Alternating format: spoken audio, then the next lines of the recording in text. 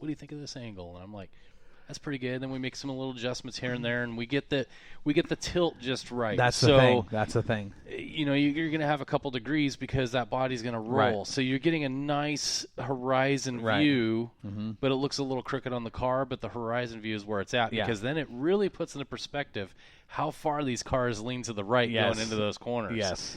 You know, now with Tim on board, we could do another 6 cameras. Well, Tim responsible for 6? Maybe. That's a lot of work. I mean, even with 2 of us out there, it was a lot of work. Maybe go with 3. Yeah. Well, especially in a pit area so big, Tim, you guys were all over the place. That's a lot of walking, a lot of running.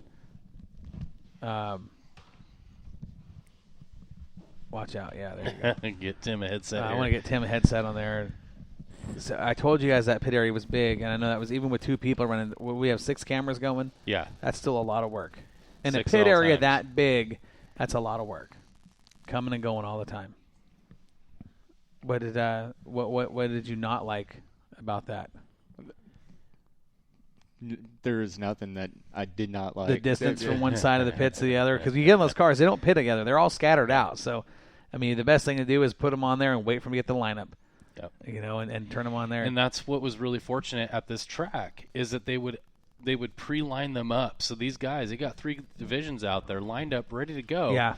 Whereas they don't have that kind of room down at Southern Oregon. Right, or any other racetrack. Right. And so you could get maybe 1 or 2 lineups out there, but then you're still walking a quarter mile. Yeah, and you still got 3 full features lined up, ready to go, and then they're rocking and rolling. And one's rolling off, next one's rolling on. And I had no fear of running out of camera memory Yeah. or running out of battery at this race because even all in, turning them on early, hitting the track, getting back over to the pits to turn those cameras off, we're under 30 minutes.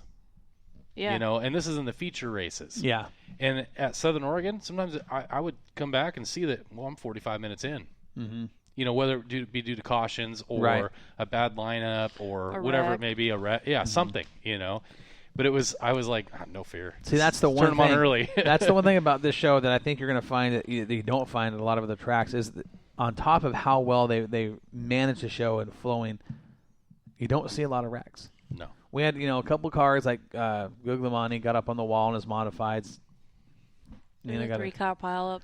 I think we had a 5 or 4 or 6s. 5 car pileup in turn 1 and 2, but nobody tore each other up. There was just cars sliding, and they banged into each other, but there was nothing that was tore up. All those cars restarted and finished the race. It's just it's wide, and the way that whole thing is set up is it's a pretty safe racetrack, really. It is. You don't see a lot of tore up equipment. No, it was just lots of good racing. Mm-hmm. Yeah.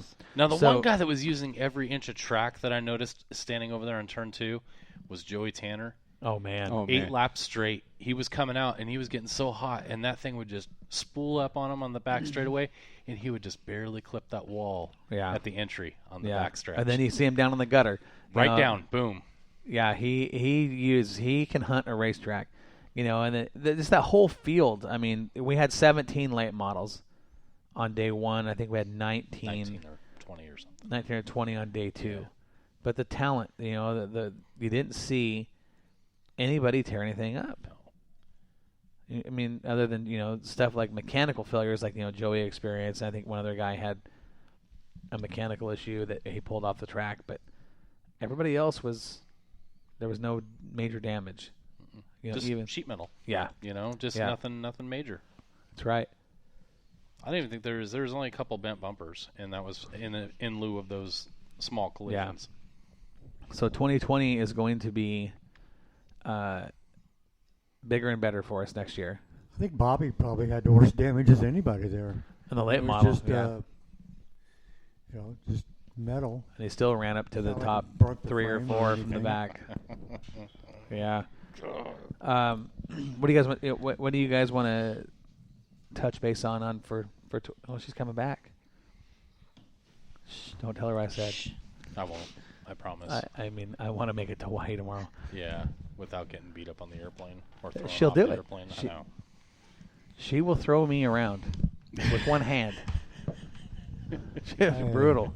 I wonder if she was listening upstairs to what you were saying about her. You don't know. She was listening to the show up there. You don't know the Jones family like I do. Don't kill that spider, Nina. That spider eats mosquitoes. So Yeah. Gary can kill it. Well, he's farther away. No, I just booted him. Okay, he booted him. You feel all right? I know you're toughing it out with the pillow and the arm sling. I'll live. Yeah. I'll live. So, anything you guys want to touch base on? There's a lot of things, but I don't know if it could be talked about on Yeah, air. you gotta just. That stuff can't be released yet. No, You know? I don't know what we're talking about, but I'm asking, do you want to touch on anything? Anything that we haven't talked about yet that are you looking at me? I'm looking at you. No, you can talk about it. Can I? Yeah. There has been contact made, some emails back and forth, and there is a chance that Nina may have one of her photos, and it's not guaranteed, but there's some talk. Actually, it's more than one. Right, Who's some saying? multiple photos sent, but possibly one of them on the cover of Speedway Illustrated. I know which picture Nice. that's going to be. Yep. I know exactly what picture it's going to be. I know. Yep. Don't say it. I'm not going to say it, but I know just Oh, it's Yeah. also there was 3 magazines actually. Right, Yeah. but well, you heard I'm going to be on that calendar shoot for I heard about it. Sexy Pit Correspondence. I heard about it. Don't forget them Daisy Dukes. It's a 12-month calendar, and Gary's the only pit correspondent in the calendar. I made it myself. And you can buy those for $19.95. We'll give you the PayPal address. Whoa. It's kind of exciting. Ryan Nelson says, how do I book a ticket next year with y'all? Well, Ryan, first of all, I'd advise going down to the local sporting goods store and buying yourself some headgear. Then we can talk about getting a ticket. You know what I would say, Ryan? I would say to touch base with us, and we will let you know when we schedule those flights, and we'll give you that information. Alaska Airlines. You know, what'd be fun is to book the plane with Multiple racers. Multiple racers. Multiple racers. Yeah. Do it early. Yep. Love to have everybody from Southern Oregon go down with us, or all the Northwest. Bobby V was down there, Alan Taylor and Raylene. I'm glad to hear while we're getting, just while Ryan's touching in, that his little girl is all right. Yeah. They had a scare, had to be transported from Medford to Eugene, but hearing Ryan correct me that she's doing well, she's home and she's healthy. Is a scary. I mean, less than 24 hours old and having to take a ride to the hospital. But we were praying for his family and his little girl. Saw pictures of her online. Cute little thing. Horrible baby. I had to. I don't know. She's pretty cute. I'm thinking. I don't Is know. that really Ryan's? Yeah, you know where I'm going. She's a neat little kid. But Just playing Ryan. Glad she's all right. And, Ryan, we would love for you. We would love for you to book a ticket and go down with us next year because Man, he could be the dancer. he could be our caution entertainment. Yeah. We got some more going on here. Oh, there it is. Huge shout out to the staff and doctors up there about my beautiful daughter. Yep, absolutely. Mailman's baby, he says. Well, Oh. That makes sense. You got a shot of the mailman? that's Ryan's new nickname. He's the mailman, Ryan Nelson. Real? That's what I'm going to He's call going him. to deliver it. Mailman. Yeah, that's what I'm going to call him when he gets on the track next year. That's the mailman. Special delivery. Hilarious. Special delivery. Oh my We're going to goodness. get fired from this job. Who's going to fire you? Sandy. Yeah. Sandy will tell me Yeah, you she are did- no longer FCC. You are done. Don't re-listen to this show until after you get back. Right, and I won't. Okay. Yeah, let's just go Good. relax on the Just- beach just- before we. Earmuffs. 11 days of doing nothing but he laying likes on a it. beach. He's using it. Just let me know when you do go listen to that show, Sandy, because I'll head to the local sporting goods store and Yeah. buy some headgear. But I need it. If everybody could just see the look on Corey's face right now. I know he's not making eye contact anymore. How come you're cowering? It's like that dog that cowers, like he knows he's in trouble, peeing on the floor as he walks up to you. Yeah. Oh, boy. Good Lord. 2020 is going to be awesome. Tim, glad to have you on board. I hate to initiate you the way we did, but unfortunately, you got to step up and play hardball. Oh, I couldn't think of any better way to be initiated in 2020. Yeah. It was good. You put up with some stuff, some little hazing going on during the trip, and that's mostly Gary's fault. Yeah. Hey, now. It was a great trip.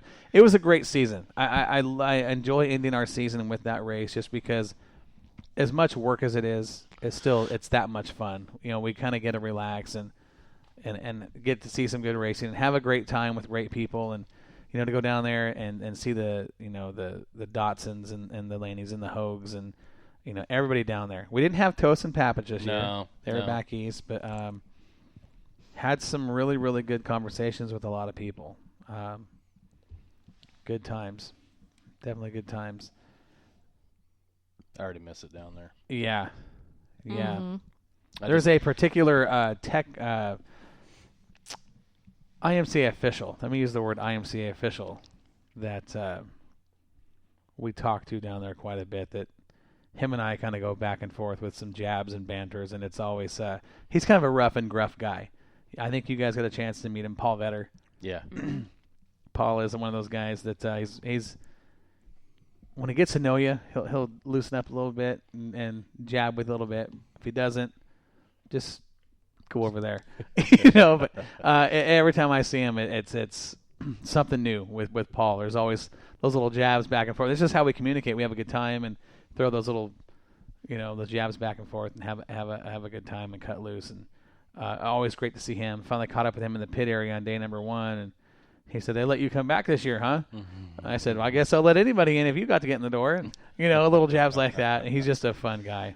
Enjoy spending time with him down there. And the Schweitzers, spirits were great. Mm-hmm.